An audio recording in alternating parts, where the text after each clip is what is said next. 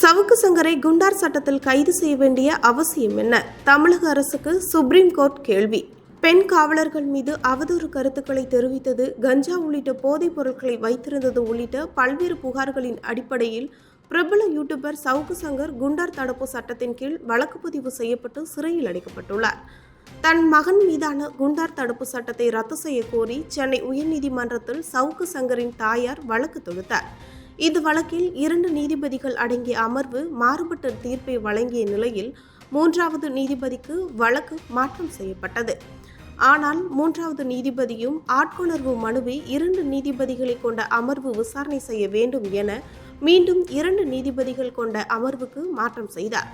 இதனையடுத்து சவுக்கு சங்கரின் தாயார் தன் மகன் மீதான குண்டர் தடுப்பு சட்டத்தை ரத்து செய்ய வேண்டும் என உச்சநீதிமன்றத்தில் மேல்முறையீட்டு மனு தாக்கல் செய்தார். இவ்வழக்கு இன்று உச்சநீதிமன்ற நீதிபதிகள் சுதன் துளியா அமர்வில் விசாரணைக்கு வந்தது. அப்போது நீதிபதிகள் சவுக்கு சங்கர் தடுப்பு காவலில் வைக்கக்கூடிய அளவிற்கு அவர் தேசிய பாதுகாப்பு அச்சுறுத்தலா இருந்தாரா? நீங்கள் மிக கடுமையாக அவரிடம் நடந்து கொள்ள முடியாது.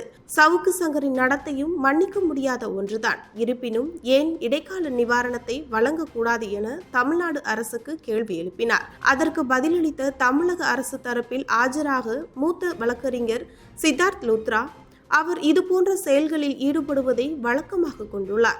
மேலும் தற்போது பெண் போலீசார் அதிகாரிகள் மீது அவதூறுகளையும் குற்றம் சாட்டுகளையும் கூறி பேட்டியில் அளித்துள்ளார். அது என்னென்ன வார்த்தைகள் என்பதை இந்த நீதிமன்றத்தில் கூற விருப்பமில்லை என கூறினார்.